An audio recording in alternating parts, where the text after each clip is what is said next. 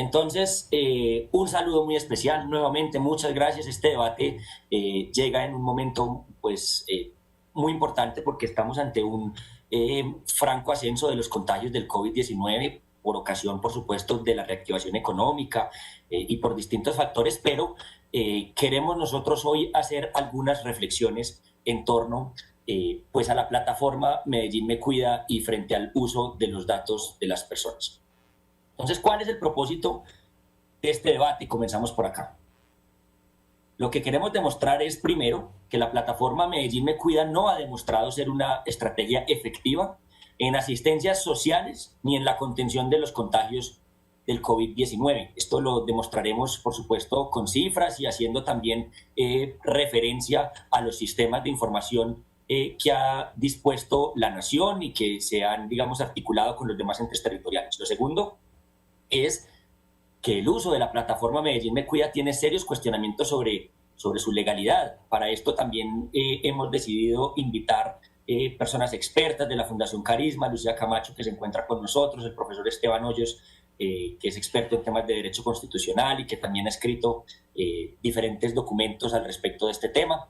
Y lo último que queremos discutir en este debate por parte de la bancada del Partido Verde es que la información recopilada no tiene garantizado un manejo ético de la información, y esto es muy importante, esto no es un asunto menor, y más adelante explicaremos qué hemos hecho también nosotros en materia, pues digámoslo así, de denuncia. Entonces, comencemos con un pequeño video, y es qué es lo que prometía el alcalde con la plataforma Medellín Me Cuida. Escuchemos, por favor. En Medellín estamos tomando decisiones para enfrentar al coronavirus. Hoy tener información de cada familia, dónde está ubicada, cuántas personas viven, sus edades y su estado de salud es fundamental para ganar esta batalla. Por eso hemos creado Medellín Cuida, una plataforma que social, analítica de datos y confianza para poder enfrentar el coronavirus.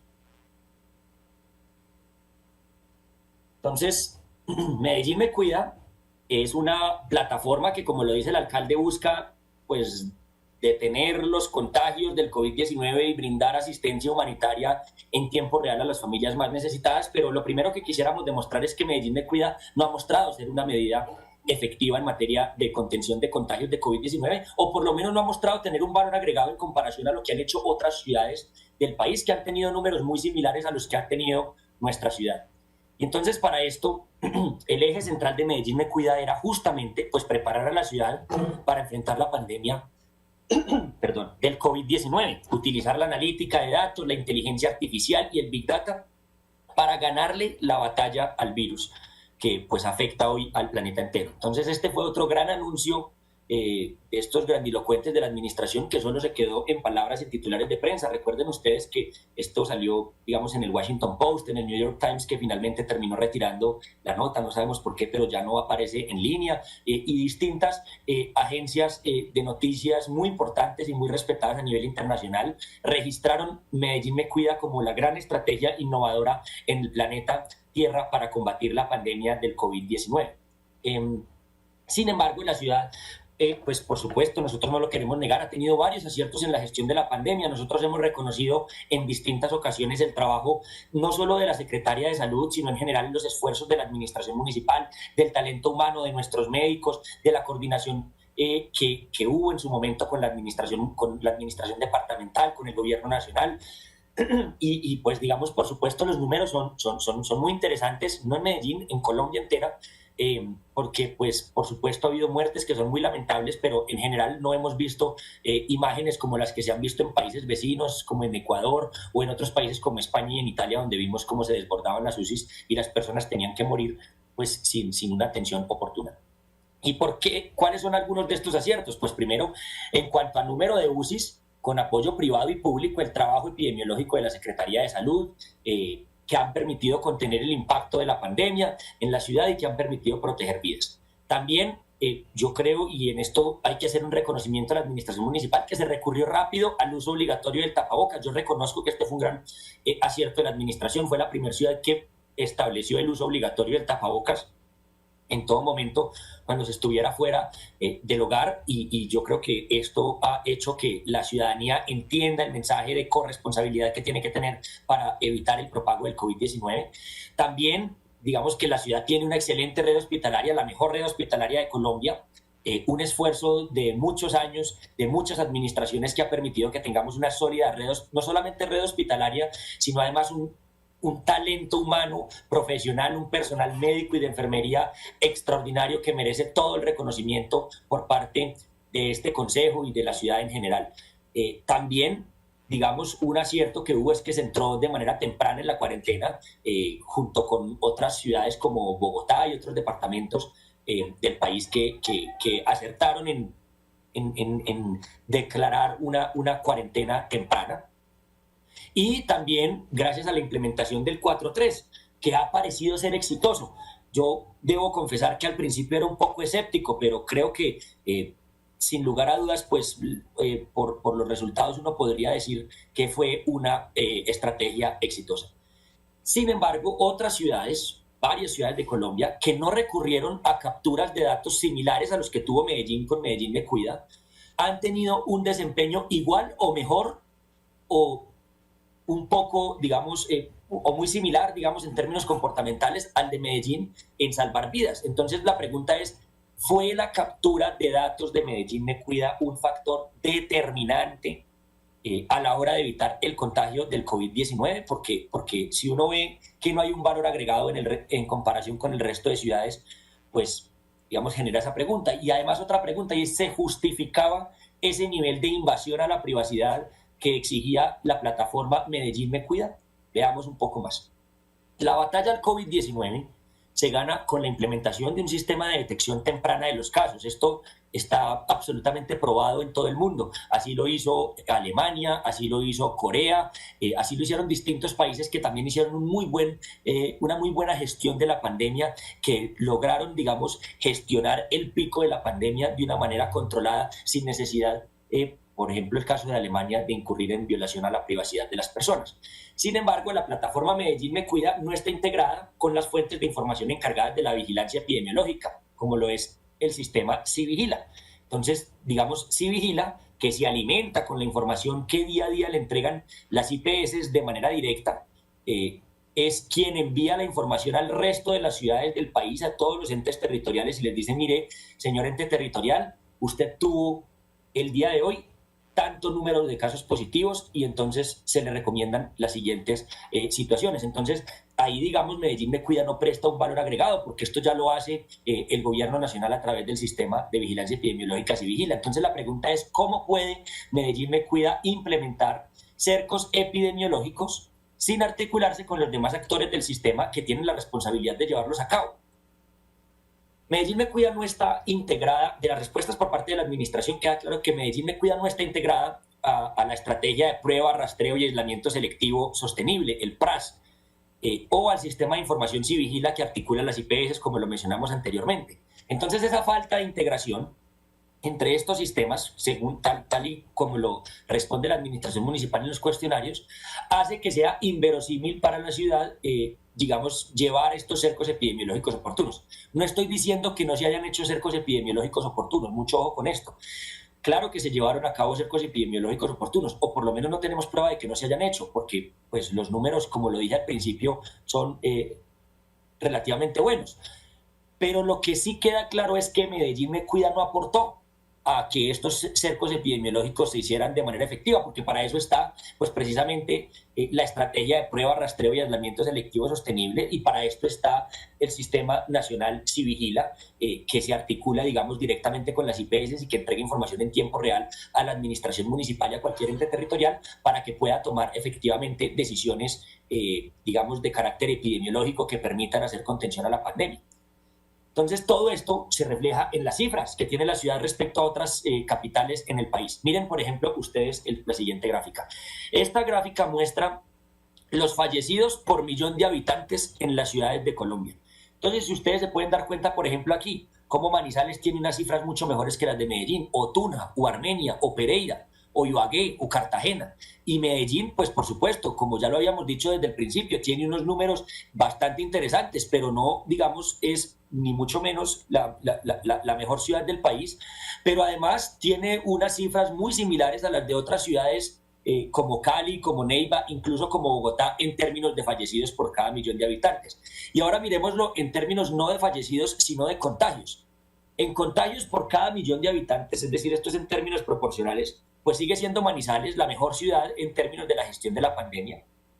Armenia, Tunja, Pereira, Ibagué, Cali, Cartagena, Bucaramanga, Neiva, Barranquilla, todas estas ciudades tuvieron, digámoslo así, un manejo epidemiológico o tuvieron unas cifras en términos de número de casos, o los han tenido hasta el momento, en términos de número de casos por millón de habitantes, pues mejores a los de Medellín, sin decir que Medellín no tenga unos buenos números, lo repito, y hasta el cansancio si es necesario. En Medellín ha habido una buena gestión desde el punto de vista de la salud pública para esto, pero entonces no se ve, digamos, un gran valor agregado en Medellín Me Cuida, o en la plataforma Medellín Me Cuida, no se ve que haya un gran valor agregado en comparación al resto de las ciudades, porque miren que otras ciudades que no recolectaron toda la información que recolectó Medellín Me Cuida, como Manizales, como Armenia, como Tunja, como Pereira, como Ibagué, como Cali, como Cartagena, como Bucaramanga, como Neiva, como Barranquilla, tuvieron unos números, pues digámoslo así, bastante mejores o similares, si se quiere decir de esta manera. Entonces, esa es, digamos, alguna de las conclusiones, digamos, en el primer punto de mostrar la eficacia de Medellín Me Cuida en términos de salud pública, pero ahora también quiero hablar en términos de la eficacia frente a la asistencia social y humanitaria. Medellín Me Cuida no ha sido una medida efectiva en materia de asistencia social, y también vamos a demostrar por qué. Las diferentes medidas de aislamiento decretadas por el gobierno nacional generaron una segunda pandemia en todo el territorio nacional, conocida por todas las personas que hoy escuchan este debate, y es el hambre. Entonces los trapos rojos se convirtieron en una bandera de los más vulnerables en Colombia, y especialmente en Medellín, en ciudades también como Bogotá, donde la gente salía a pedir de manera oportuna que se le brindara asistencia en términos de seguridad alimentaria. La gente tiene hambre. Recuerden ustedes que la pandemia, según cifras de distintos observatorios, voy a mencionar solamente a Medellín como vamos, por mencionar alguno, han dicho que en Medellín están en riesgo por lo menos 20 años de progreso social en términos de superación de la pobreza extrema, y que cada vez más familias han ingresado pues a esta franja de la vulnerabilidad, y que la informalidad viene en un ascenso muy importante.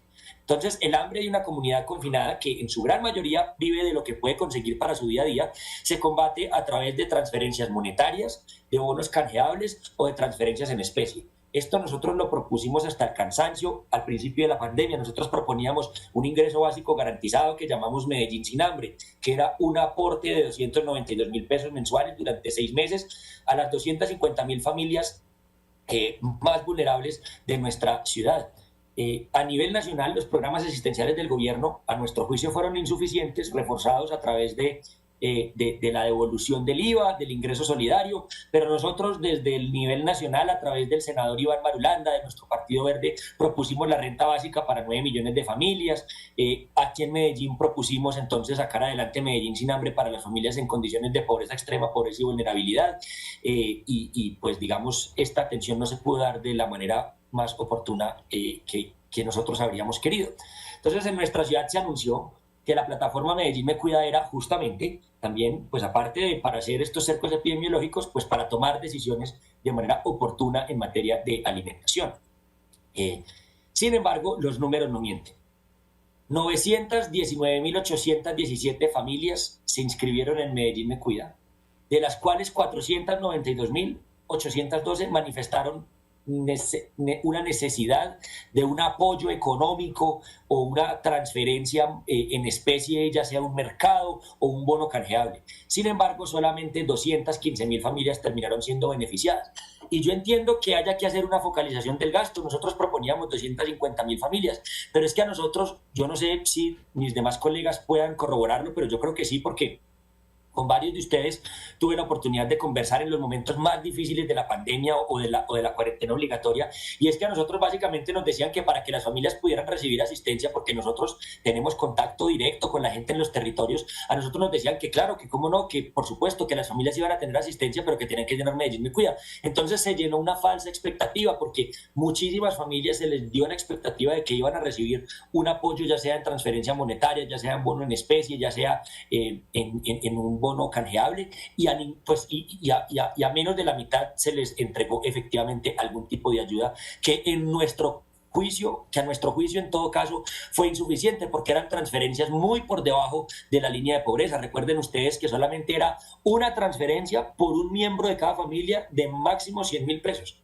Entonces, digamos, no sé si alguna persona de las que está observando este debate podría decirnos hoy si es capaz de vivir un mes aislado en su casa, con su familia, con sus hijos, con sus hijas, con 100.000 pesos y sobrevivir. No creo que sea suficiente y creo que ese es otro debate que más adelante podremos tener y que citaremos alrededor del tema de la pobreza extrema en nuestra ciudad. Entonces no se logró cubrir ni la mitad, digamos, ¿no? Le dimos una falsa expectativa a las familias, les dijimos que las que llenaran y que manifestaran alguna necesidad de un aporte iban a tener algún apoyo económico o en especie o en bonos canjeables y pues efectivamente no lo recibió. Entonces más de la mitad no quedó efectivamente cubierta. Y aquí algunas conclusiones y una reflexión frente a este tema de la asistencia social, y es que hay un consenso local y nacional de la necesidad e importancia de la asistencia social para las personas más vulnerables. Como lo digo, nosotros hemos propuesto a nivel local y a nivel nacional una renta básica para las familias más pobres y más necesitadas de nuestra ciudad y de nuestro país. Sin embargo, queda claro que la fuente de información necesaria para la focalización de estas ayudas provino de bases de datos preexistentes. Y con esto también quiero explicar por qué Medellín Me Cuida no fue efectiva. Porque cuando nos dio las respuestas la administración municipal, lo que nos dijo es que Medellín Me Cuida finalmente terminaba cruzando sus datos con la información que se obtenía gracias al levantamiento de la Reserva Estadística del Gobierno Nacional de, primero, el Censo Nacional de Población y Vivienda del año 2018. Segundo, el SISBEN 3 y el SISBEN 4. Tercero, todas las bases de datos de devolución del IVA, de ingreso solidario y además las bases de datos del municipio que han sido consolidadas a lo largo de tantos años, como las de Medellín Solidaria, como las de Buen Comienzo, las de las distintas secretarías. Entonces, cuando usted tiene toda esta información, cuando usted tiene todos estos datos, cuando usted tiene toda esa, digamos, todos esos datos disponibles por parte de la información pública, ¿para qué es entonces necesario recolectar más información? Digamos, ¿cuál es el valor agregado que Medellín Me Cuida daba para la asistencia social que no pudieran dar el Censo Nacional de Población y Vivienda del 2018, el SISBEN 3 y 4, la devolución del IVA, el ingreso solidario, Medellín Solidaria, Buen Comienzo y todos los programas de asistencia social que ha tenido el municipio y la nación? Digamos, ¿cuál es el plus? Eso no nos queda a nosotros del todo claro. Entonces, la pregunta aquí es, ¿qué datos adicionales daba la plataforma para, digamos, para hacer un resumen de este primer punto de la eficacia? ¿Qué datos adicionales daba la plataforma a la administración para el contagio que no diera Civigila y para la asistencia social que no dieran el SISBEN, Medellín Solidaria y los demás programas? O sea, ¿realmente se justificaba esa captura de datos y de invasión de la privacidad? Yo sí quiero que nos expliquen ahorita por parte de la administración cuál era ese plus, porque no lo hemos podido encontrar por ningún lugar. Y en cambio, toda esa información recolectada pues sirvió para esto. Y es que pues mientras el virus llegó en el poblado y ahora, digamos, la comuna con mayor número de contagios es precisamente mi comuna, Belén, vemos cómo ni en Belén ni en el poblado se hizo lo que se hizo en barrios como el Sinaí. Y para eso hay personas hoy de la comunidad inscritas del barrio Sinaí que también querrán hacer algunos comentarios sobre lo que ocurrió en sus barrios. Porque es que a cambio, cuando les dijimos que les íbamos a llevar asistencia social oportuna, que íbamos a ser buenos cercos epidemiológicos, que íbamos a garantizar que nadie se quedara atrás, pues lo que terminamos haciendo fue militarizar el barrio Sinaí, rodearlos, hacerlos sentir como unos criminales, poner militares, poner SMAT, poner policía, y pues entonces ahí es donde uno dice, si esto era el objetivo final que se tenía con Medellín Me Cuida, pues hombre, pues no se justificaba entonces el uso de esta plataforma. Pero ahora también hablemos de otro punto, y es si Medellín Me Cuida es o no una estrategia ajustada a la ley, porque también ha habido varias discusiones al respecto de este tema. Medellín Me Cuida, en Medellín Me Cuida se hicieron por lo menos 5 cambios a los términos y condiciones de la plataforma que no fueron comunicados de manera efectiva a los usuarios. Recuerden ustedes que cuando uno llena sus datos en una plataforma, es obligación de quien tiene la plataforma comunicar de manera asertiva y oportuna al usuario que llenó sus datos que se hizo algún cambio en los términos y condiciones de la plataforma. Y yo no sé si los más de 3 millones de personas que entregaron sus datos a Medellín Me Cuida recibieron de manera oportuna una comunicación diciendo que habían cambiado los términos y condiciones. Hay por lo menos cambios en los términos y condiciones el 25 de abril, el 27 de abril, el 13 de mayo, el 26 de junio y el 30 de junio. Esos fueron algunos de los que nosotros descubrimos. Nosotros habíamos visto 4. En la respuesta de la administración finalmente nos dijeron que 5, pero no sabemos si pudo haber o no más.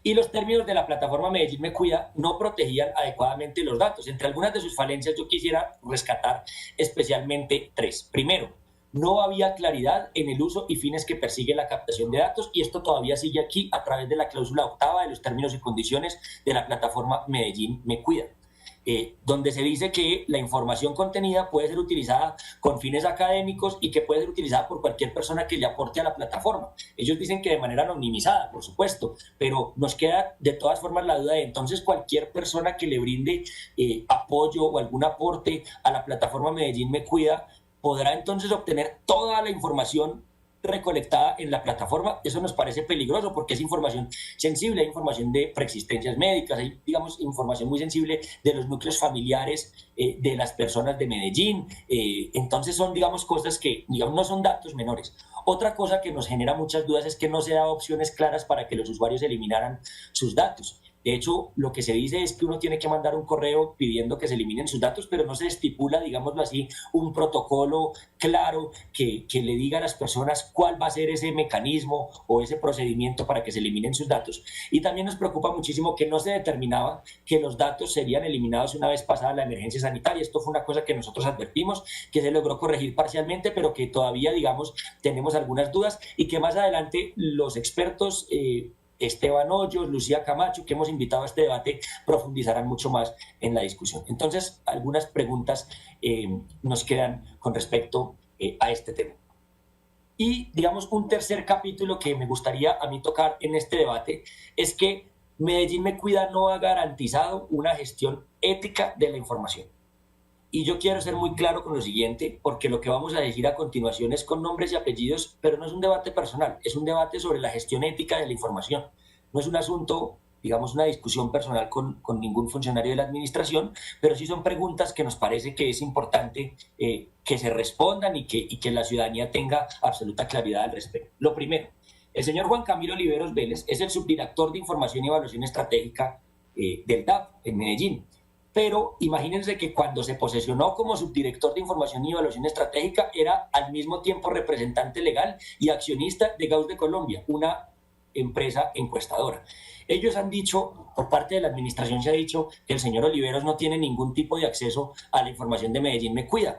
Pero lo que nos parece curioso es que, bueno, primero, una cosa muy importante antes de esto, es que cuando él se dio cuenta que era representante legal y accionista de Gauss de Colombia y al tiempo subdirector de Información y Evaluación Estratégica, pues se dio cuenta que eso estaba tan mal que inmediatamente cambió la representación legal. ¿Y a quién se la puso? A su papá, al señor William de Jesús Oliveros Betancourt, lo cual, digamos, pues mantendría el conflicto de interés que nos parece muy, digamos, muy evidente y muy palpable, y por esto hemos elevado una queja disciplinaria ante la Procuraduría que ha abierto una indagación preliminar y que estamos muy atentos a ver cómo evoluciona. Pero esto no es lo más grave de todo. ¿Por qué nos parece delicado que el señor Juan Camilo Oliveros sea subdirector de Información y Evaluación Estratégica y al mismo tiempo haya sido por algún tiempo representante legal y accionista y ahora lo sea su papá? Pues por esto, porque es que el manual de funciones de la Alcaldía de Medellín dice que el señor Oliveros es el encargado de la gestión de la información de la administración municipal. Aquí lo dice perfectamente en las competencias funcionales, que tiene a su cargo gestionar, planear, coordinar y controlar políticas, planes, programas y proyectos que garanticen de manera integral el apoyo de rendición de cuentas. Entonces, el señor Oliveros tiene acceso a la información del municipio. ¿Cuál es la información del municipio? Pues toda la información del municipio. Ellos han dicho que no Medellín Me Cuida, pero pues en general la información del municipio no solamente es la de Medellín Me Cuida. Nos genera muchísimas dudas que una persona que es representante legal y dueña, que ahora tiene a su papá como representante legal y dueño de una empresa encuestadora, pueda estar accediendo a información sensible de cualquier persona de Medellín a través de la subdirección del DAP. A pesar de ello, ningún funcionario ha declarado conflicto de interés frente a la plataforma Medellín Me Cuida. Y entonces en este contexto la alcaldía anunció su intención de promover un modelo de explotación económica de los datos en EPM. Recuerden ustedes, colegas, cuando nos presentaron la propuesta de ampliación del objeto social de EPM, en la cual ni siquiera lo íbamos a discutir en el Consejo, sino que nos pedían facultades extraordinarias, un cheque en blanco para que el alcalde y el gerente de EPM a su antojo pudieran cambiar el objeto social de EPM. Dentro de esa posible ampliación del objeto social estaban metiendo nada más y nada menos que la monetización de bases de datos. Y eso es muy delicado porque entonces con este precedente de lo que les estamos mostrando, de que pues efectivamente no ha sido efectiva la plataforma Medellín Me Cuida, de que ha habido dudas frente a su legalidad y a su constitucionalidad y de que ha habido dudas frente a sus conflictos de interés, pues ahora también quieren que EPM haga exactamente lo mismo. A lo cual se sumó además la intención de recopilar la información de sus cámaras de seguridad de los comercios privados, centralizando la información en la empresa de seguridad urbana a través del decreto 509 del 2020, que si no estoy mal ya lo derogaron, pero que nosotros además en su momento dijimos que no se había publicado de manera oportuna en los canales oficiales de la administración municipal. Entonces, el decreto 509 decía que todos aquellos comercios que quisieran ser parte de la reactivación económica tenían que conectar sus cámaras y sus circuitos de vigilancia privada a la empresa de seguridad urbana. ¿Y qué nos parece más cuestionable? Que en la gerencia de la empresa de seguridad urbana de Medellín, en su momento, se encontraba el señor Diego Alexander González, hermano del actual secretario de Tecnologías de la Información, el señor Sebastián González, quien ha estado a cargo del manejo de la plataforma desde la ahora Secretaría de Innovación Tecnológica. ¿Por qué nos preocupa esto? Miren, yo conozco al señor Sebastián González, yo no he conversado con el doctor Diego Alexander González, él ya no es el secretario de la ESU, ahora es el señor Muñoz, que dijo presente, que está aquí acompañándonos y que pues le damos la bienvenida al Consejo. Y yo creo que el señor Sebastián González es un funcionario competente y es una buena persona. Yo quiero repetirlo, esto no es un debate personal ni mucho menos, pero digamos, sí creo que genera algún tipo de suspicacia que él y su hermano sean quienes accedan a la información de Medellín Me Cuida y a la información de todas las cámaras de seguridad de los comercios que desearan abrir en el marco de la apertura económica. Y a esto yo les hago una pregunta, porque es que han dicho que es que Medellín Me Cuida no es obligatoria, pero entonces díganme ustedes, después de 2 o 3 meses de tener cerrados sus negocios, si a ustedes les dicen que la única manera de poder reaperturar es que ustedes conecten sus circuitos cerrados de televisión a la empresa de seguridad urbana, ¿ustedes lo harían o no lo harían? Sabiendo que de ustedes dependen muchas familias a través de los distintos empleos que están generando, sabiendo que ustedes están en un endeudamiento a tope. Pues entonces, digamos, de facto la plataforma Medellín Me Cuida sí era obligatoria. Y tan era obligatoria que no solamente se demuestra en esta situación de las empresas, sino que uno no se podía, por ejemplo, montar al metro de Medellín si no había ingresado sus datos a la plataforma de Medellín Me Cuida. Entonces, estas cosas a nosotros, pues por supuesto, que nos generan algún tipo de preguntas, de suspicacias, y nos parece que es muy importante que la administración municipal haga toda la pedagogía correspondiente para tener las claridades, digamos, frente a estos asuntos. Y hay otra cosa que se suma a la desconfianza, y es que la trayectoria pública del alcalde Quintero no genera confianza en el uso de los datos. Miren ustedes esta noticia del año 2013 del Tiempo, y es que cuando el señor Daniel Quintero, ahora alcalde de Medellín, era el líder del Partido del Tomate, varios de sus miembros lo acusaron de hackear sus cuentas, de hackear cuentas de Twitter, de Facebook, correos, un montón de cosas que, pues digamos, generan algún tipo de suspicacias, pero uno diría, bueno, listo, fue solamente un caso. No, otro. En la campaña a la Cámara por Bogotá, pido, señor presidente, que se me otorguen los 10 minutos adicionales que tengo como primera bancada, por favor. Entonces, por favor, 10 minutos más. Gracias, presidente. Entonces, este es otro asunto muy importante, y es que en la campaña a la Cámara por Bogotá, cuando el alcalde de Medellín se lanzó a la Cámara por Bogotá por el Partido Liberal en el año 2014, pues también hubo bastantes quejas por parte de distintas personas a las que les llegaban mensajes de texto sin haber recibido previamente autorización, sin haber dado su autorización al entonces candidato a la Cámara por Bogotá, Daniel Quintero. Entonces llegaban mensajes de texto celulares de miles de militantes liberales invitando a votar por él y a recoger la publicidad suya en la sede nacional de la campaña, lo que generó dudas sobre quién mandó y cómo se tuvo acceso a los datos de los militantes del Partido Liberal, como lo contó La Silla Vacía en su momento. Y listo, uno dice, bueno, se equivocó una vez, se equivocó 2 veces, pero es que se equivocó 3 veces. En la campaña presidencial de Humberto de la Calle en el año 2017, personas al interior de la campaña y algunas personas funcionarias públicas de la entonces presidencia de Juan Manuel Santos decían que el señor Quintero llegaba, cuando era gerente de la campaña de Humberto de la Calle, con un montón de cifras, encuestas e información privada de otros candidatos que no sabían de dónde sacaban. Entonces, digamos, hemos demostrado que Medellín Me Cuida no era lo suficientemente efectiva en términos de asistencia social y de salud pública. Hemos demostrado que hay dudas frente a su legalidad y a su constitucionalidad. Hemos demostrado que puede haber evidentes conflictos de interés, pero además queda claro que el alcalde Quintero le encanta este tema de los datos y que no ha hecho un uso, digámoslo así, responsable o ético de la información que ha recibido. Entonces, ¿para qué sirve Medellín Me Cuida? Son las preguntas que nos nacen. Y ya con esto estamos a punto de concluir. Algunas conclusiones. Primero, en asistencia social, la plataforma no mostró un aporte significativo respecto a las fuentes de datos ya existentes, como las del CISBEN y Medellín Solidaria, entre otras. Segundo, que la información recopilada a través de Medellín Me Cuida no se ha articulado a la estrategia PRAS, se alimenta de ella, pero no le aporta un valor agregado a las pruebas, al rastreo y al aislamiento selectivo sostenible para evitar y para generar cercos epidemiológicos confiables. Tercero, que hoy en día la única certeza es que existiendo personas con posibles conflictos de interés en el manejo de los datos, nunca los declararon de manera oportuna y siguen diciendo que no existen. Entonces nos nacen algunas cuantas reflexiones y estas las tomamos del MIT Technology Review, que hace, digamos, unas muy buenas consideraciones en torno a la tecnología. Y es que todo proyecto de recolección masiva de datos debería contar como mínimo con lineamientos como, primero, ser voluntaria. Medellín Me Cuida no era voluntaria, como ya lo demostramos. Segundo, delimitar claramente el uso de los datos. Medellín Me Cuida no lo hizo. Tercero, eliminar los datos tras usarlos o a petición del usuario. No es claro todavía cuál es este protocolo y cómo se va a hacer y si efectivamente nadie se quedó ya con la información previamente recibida y recolectada. Cuarto, recolectar solo la información estrictamente necesaria. Quiero que nos expliquen cuál es el valor agregado, qué información adicional les dio Medellín Me Cuida que no tuvieran a través de los informes de vigilancia de Civigila para prestar cercos epidemiológicos y a través del PRAS, y que no les dieran los informes del nivel nacional y local para la asistencia social, como el Censo Nacional de Población y Vivienda del 2018, el CISBEN 3 y 4, Medellín Solidaria, etc.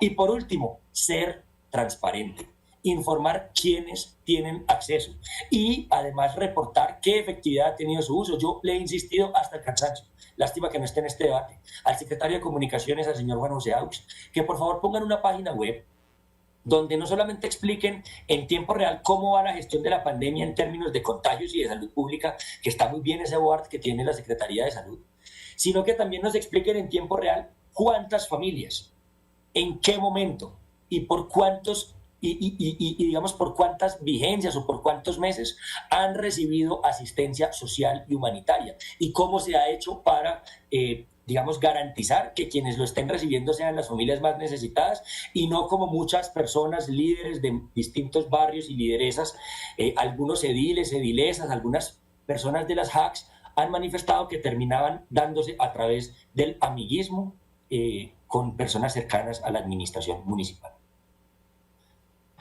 Por último, este debate no es contra el uso de datos y de tecnologías, no se equivoquen. Nosotros defendemos el uso de datos y defendemos la tecnología y defendemos el Big Data como una gran estrategia para gestionar distintos problemas de la sociedad. Eso es muy importante. Entonces este debate no es contra el uso de la tecnología, porque nos han tratado también de vender como los picapiedras, que nos oponemos a la tecnología. Eso no es así. Es más bien un llamado a mantener un alto rigor ético al utilizarlos. El sector público debería dar ejemplo en el uso ético de la información. Nivelar el estándar ético por lo alto, no por lo bajo. Tener parámetros claros sobre cómo minimizar la invasión a la privacidad. Y además que el uso masivo de datos tiene un gran potencial para la aplicación de políticas públicas, pero solo se justifica mientras respete las leyes y los derechos fundamentales, tengan un objetivo claro y concreto y cumplan con estándares de ética y de transparencia. Esa es nuestra intervención, señor presidente. Yo le agradezco a la administración nuevamente por atender nuestro llamado y aquí estaremos muy atentos a las respuestas que dé la administración.